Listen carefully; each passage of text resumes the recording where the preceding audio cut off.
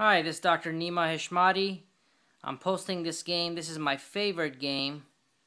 I play on Internet Chess Club, which is where all the best players play. This game, when I played it, this was about a year ago. I was roughly around 1500, and I was playing a person in the high 1600s.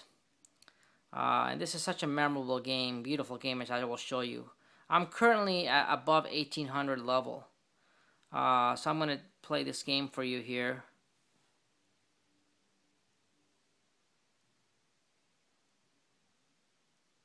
This is the Ruy Lopez. He brought his queen there to f3. Not always a good idea to bring your queen out early. Better move was probably the f3.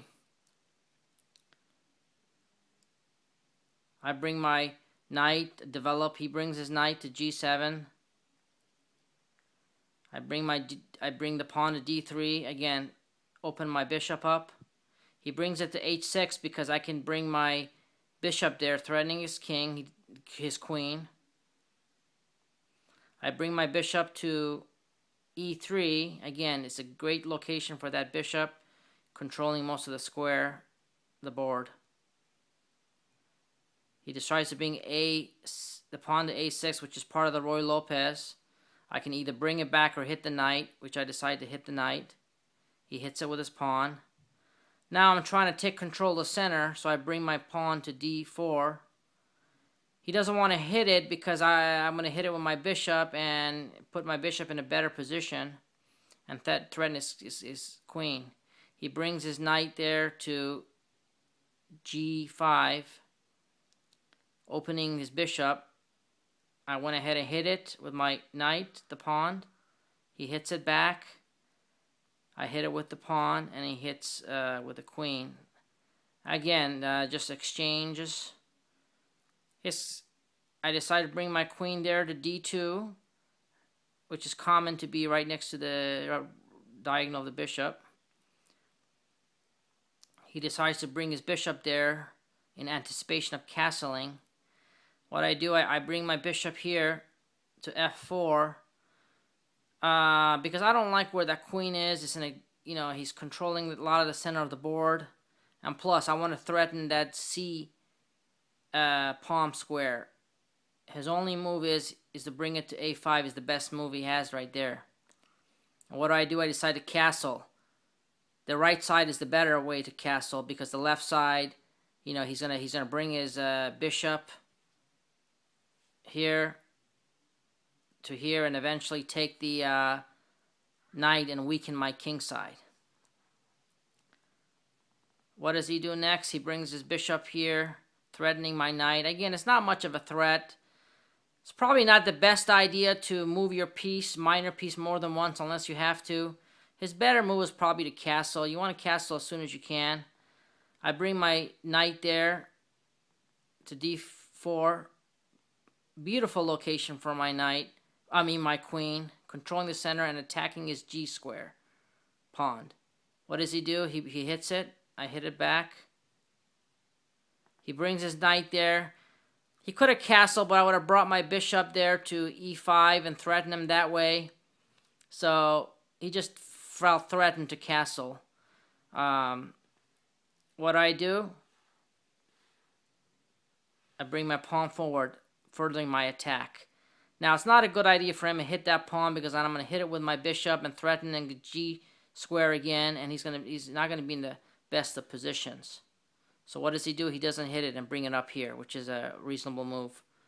Then, this is one of the start of an amazing series of moves. I bring my pawn there to the g6. I'm threatening the g pawn. So he could castle, but if he castles, it's going to be a big mistake because I'm going to move that pawn to the e7, and then he's going to lose that rook because then eventually I can bring my queen to the d8.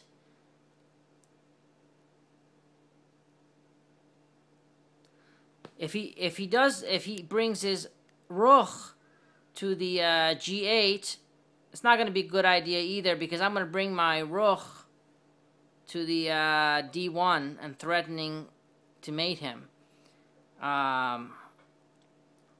So what does he do? Probably the best move is to go ahead and hit that.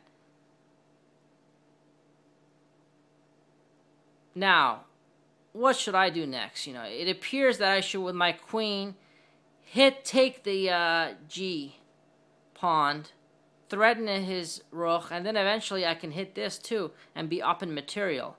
But that's not the reason why I moved that pawn and essentially sacrificed that pawn. Here's a better move eventually that you will see. I bring my rook here, threatening that bishop. He has no choice but move his king. And this is what this game is so memorable, because I thought about these calculations in my mind, and I calculated more than almost 15 moves ahead of why I did this move. See if you can see it. The rook sacrifice. Now, why did I do this? Now, as you can see, this is why it's evident. He has really no choice but to hit that rook. When you do a sacrifice play, it's amazing when it works out, but you have to be careful that you calculate all the possibilities and make sure your opponent cannot survive. Because if he does survive, you just lost major material and you're going to end up losing the game in reality. I bring my bishop, my pawn there. I'm sorry, my rook to e1. Again, I calculate this in my mind. You know, he's going to be in trouble and close to being mate in a little more than 10 moves. What does he do? He has to move his king there. Then I bring my queen there. Now, what is his options? If he goes to the G line area, it's going to be a big mistake. If you calculate it, you'll see he'll be mate within about 5-6 moves. If you go ahead and do the calculation, you'll see that it's a big mistake if he moves his king to the G6 area. Now, his options, he can move it to the F8, which is probably not the best move, because I'll move my king right here, check him, and then I can move my bishop here. And again, he's going to be in a lot of trouble. So his best move is probably that move right there.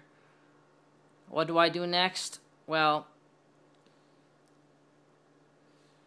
I bring my bishop here. Again, you got to carefully do all the calculations, do the appropriate moves, because if he escapes, then you end up losing the game. Now, I did this because the only move he can really do is this, bring this to protect that G. And the reason I did this, because now I hit here the bishop, threaten his queen, and also I'm threatening to checkmate him. So what does he do? Well, the only move he really has is right there, the queen, so that he can come here protect his king. Well, what do I do next? I block it. Okay. Now what does he do next? He went ahead and does this to threaten my queen. Now, so if I hit his queen, he's going to take my queen. Well, what I do next is I bring my rook here. The only move he has is hit it, and I hit it with my queen, and then he has only one move there, and guess what? He resigns because he's checkmate. Again, a beautiful, beautiful game. Which, how many moves was this? 1, 2, 3, 4, 5, 6, 7, 8, 9, 10, 11, 12, 13, 14, 15, 16. So after a rook sacrifice, 16 moves later, he's checkmate. So again, this is what being good players, they think multiple ahead. That's how you win chess games, by thinking multiple moves ahead above your opponent. Thank you very much. I I appreciate any comments. I'm continuing to play. I'm a very busy person. I'm a physician. I like to continue advancing and eventually be a chess master. Thank you very much.